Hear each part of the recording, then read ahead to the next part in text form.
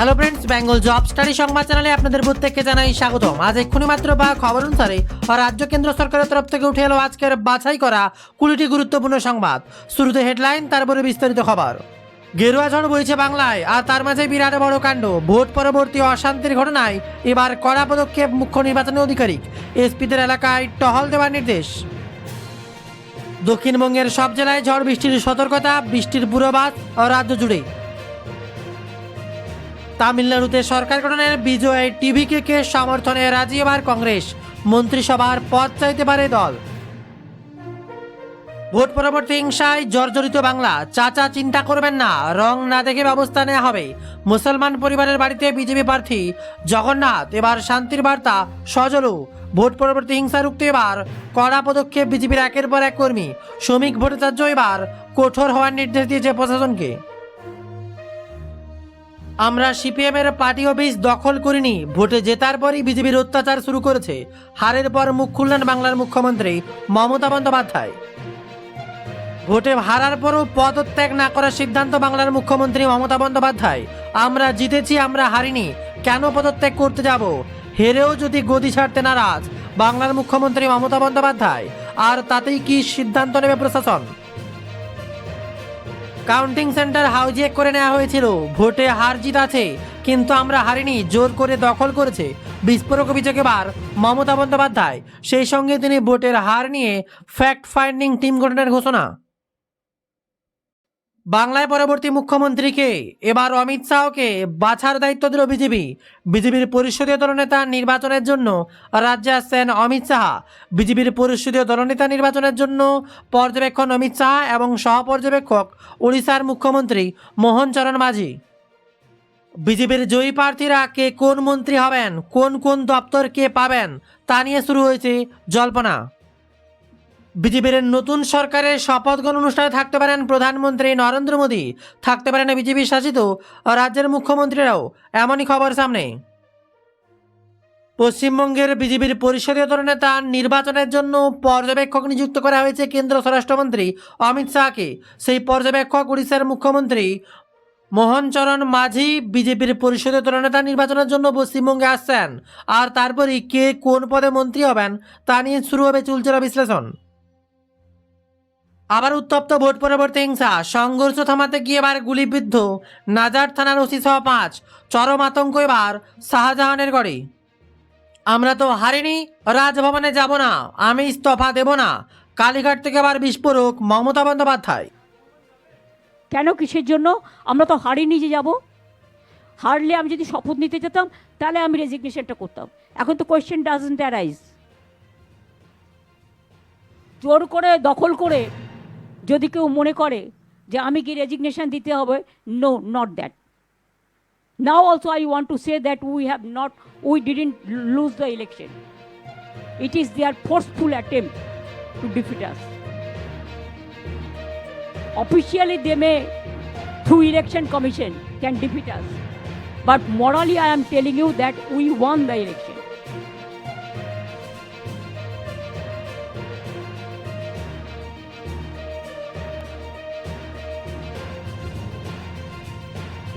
কি বলেছিলেন শুনুন, রাজনীতিতে অমিত শাহ বলেছিলেন সবাইকে তড়িতে করে ঝুলিয়ে পেটানো হবে। আগে তাকে জিজ্ঞেস করুন, তারপরে অভিষেক ব্যানার্জি উত্তর দেবে। আর প্রেসটা আমি করছি, অভিষেক ব্যানার্জি করছে না। যা জিজ্ঞেস করার আমাকে জিজ্ঞেস করুন।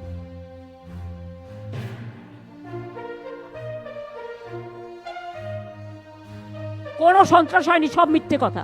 এনআইএ থেকে শুরু করে একটা চকলেট বোম ফাটালেও কতবার 355টা টিম পাঠিয়েছে বাংলায়। এখন হিউম্যান রাইটস কোথায়? শিডিউল ট্রাইব কমিশন কোথায়? উইমেন কমিশন কোথায়? চিলড্রেন কমিশন কোথায়? আজকে একের পর এক বিস্তারিত খবরে সামনে স্পটে হয়েছে বাংলার ভবিষ্যৎ। এবার বাংলার ভার রাজ্যবাসী তুলে দিয়েছেন ভারতীয় জনতা পার্টির হাতে। সোমবার ফলাফল স্পষ্ট হতে শোনা যাচ্ছিল বিকেলে লোকসভায় গিয়ে মুখ্যমন্ত্রী পদ থেকে ইস্তফা দেন মমতা বন্দ্যোপাধ্যায়, কিন্তু রাত গড়ালেও তিনি লোকসভায় যাননি। মঙ্গলবার কালীঘাট থেকে সাংবাদিক সম্মেলন থেকে সাফ জানান তিনি হারেননি, চক্রান্ত করা হয়েছে, তাই ইস্তফা তিনি দেবেন না, তাই রাজভবনেও যাবেন না। তাকে ইস্তফা দেওয়ার নির্দেশ দেওয়া হলেও তিনি তা করবেন না বলেই সাফ জানিয়ে দেন বাংলার মুখ্যমন্ত্রী মমতা বন্দ্যোপাধ্যায়। অর্থাৎ পরাজয় কোনোভাবে মানতে নারাজ বাংলার মুখ্যমন্ত্রী মমতা বন্দ্যোপাধ্যায়। তিনি বারে বারে বলছেন ভোট লুট করা হয়েছে, কোনোভাবেই ঠিকঠাক ভাবে গণনা হয়নি। 100টির বেশি আসনেই জয়লাভ করতো আরো তারা, 100টা আসনেই এরকম কারচুপি করা হয়েছে। অভিষেক বন্দ্যোপাধ্যায় বারে বারে বলছেন ক্ষমতা থাকলে 12টা থেকে 6টা অবধি যে কোনো 10টা জায়গার সিসিটিভি ফুটেজ দেখান। বিরাট বার্তা অভিষেক বন্দ্যোপাধ্যায়ের। তবে বাংলার মানুষের প্রশ্ন থেকেই যাচ্ছে, বাংলায় গেরুয়া শিবির ক্ষমতায় এলে কোন কোন প্রকল্প বাংলার ঘাড়ে ঝুলবে। এবার বিরাট বড় খবর, বাংলায় আসবে আয়ুষ্মান ভারত। কেন্দ্রের স্বাস্থ্য বিমার আয়ুষ্মান ভারত এই প্রকল্পের অধীনে দরিদ্র সীমার নিচে থাকা পরিবারগুলো প্রত্যেক বছর 5 লক্ষ টাকা করে সুরক্ষা পাবেন। সোমবার বঙ্গবিজয়ের পর দিল্লিতে বিজেপির সদর দপ্তরে ভাষণ দিতে গিয়ে প্রধানমন্ত্রীর বক্তব্য ছিল, বাংলার মহিলারা এখন একটা নিরাপদ পরিবেশ পাবেন, যুবকরা কর্মসংস্থান পাবেন। প্রথম মন্ত্রিসভার বৈঠকেই আয়ুষ্মান ভারত প্রকল্পকে সবুজ সংকেত দেওয়া হবে। আর রাজ্যে এতদিন মমতা বন্দ্যোপাধ্যায় সরকার তরফ থেকে সমতুল্য প্রকল্প ছিল স্বাস্থ্যসাথী।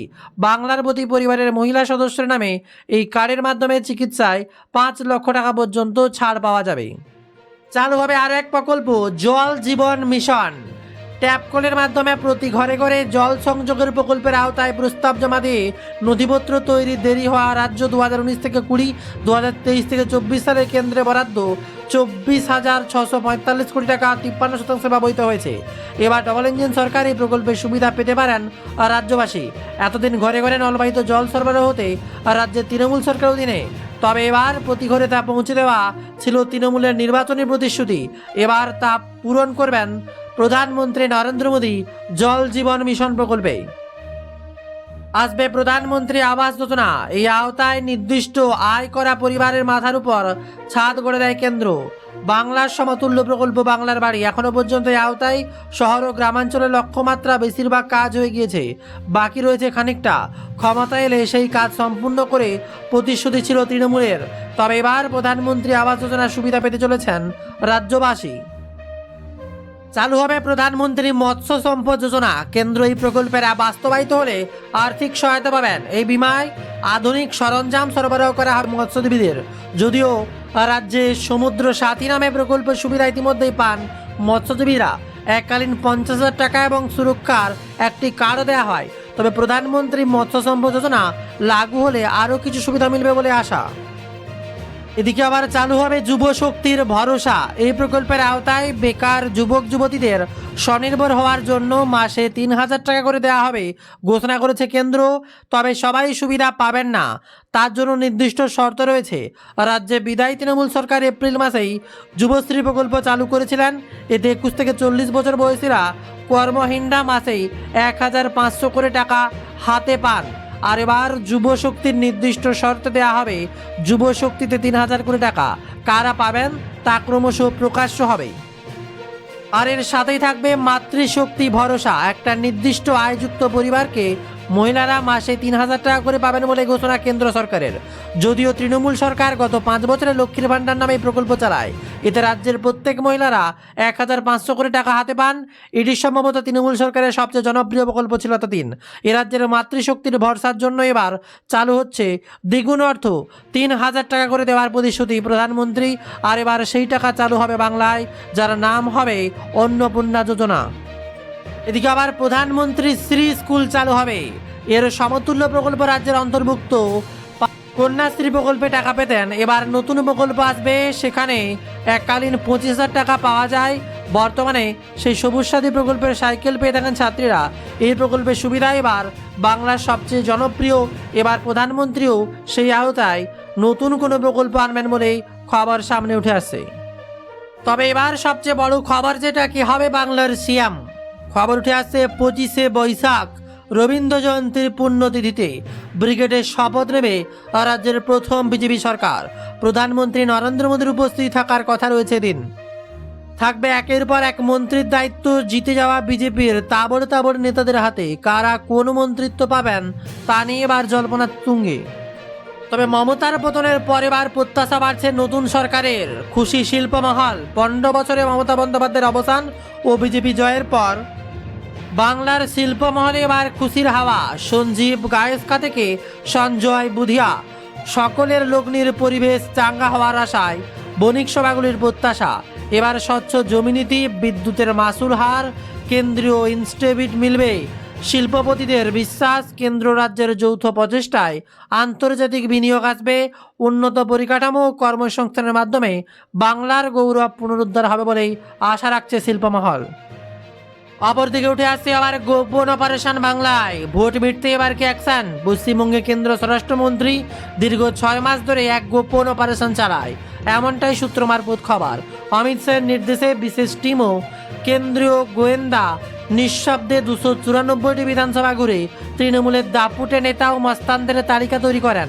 অত্যন্ত গোপনীয়তায় তৈরি হয় এই অপরাধ মানচিত্রের ভিত্তিতে ভোটের রোডম্যাপ সাজানো হয়েছিল। সরকার গঠনের পর এই চিহ্নিত অপরাধীরাই এখন নতুন প্রশাসনের মূল নিশানায় থাকতে চলেছে কি, তাতে এবার জল্পনা।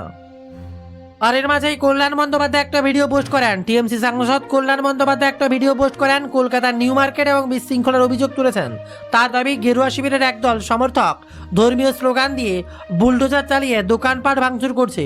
আর এই ঘটনায় রাজ্যের আইন শৃঙ্খলার পরিস্থিতি নিয়ে প্রশ্ন তুলে তিনি পুলিশ ও নির্বাচন কমিশনের নিষ্ক্রিয়তাকে দায়ী করেছে। এই হামলায় সংবাদ মাধ্যমের নীরবতা নিয়ে ক্ষোভ প্রকাশ করেছে সাংসদ। তবে যে প্রশ্ন সবার, মমতা পদত্যাগ না করলে কি হবে, এবার তা নিয়ে গভর্নরের বিরাট বড় রুল। মমতা পদত্যাগ কাণ্ডের জেরে এবার বাংলায় গভর্নর রুল চালু।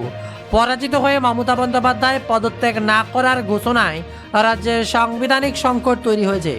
রাজভবনের সূত্রে খবর, আজ বুধবার চলতি সরকারের মেয়াদ পুরোলেই সংবিধানের 154 বা 166 অনুচ্ছেদ অনুযায়ী গভর্নরস রুল জারি হতে পারে।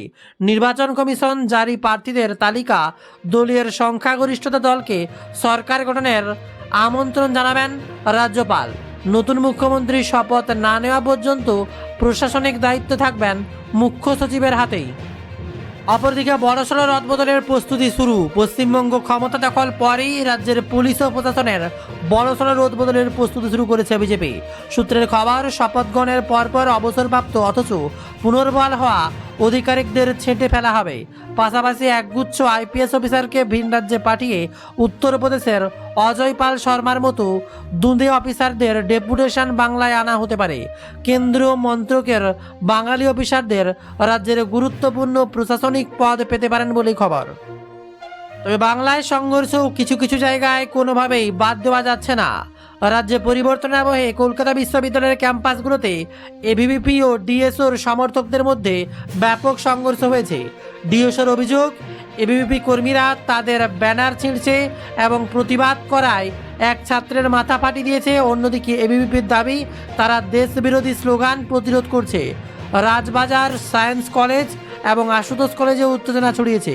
আর এই ঘটনায় বেশ কয়েকজন আহত হয়ে ছাত্র হাসপাতালে চিকিৎসাধীন।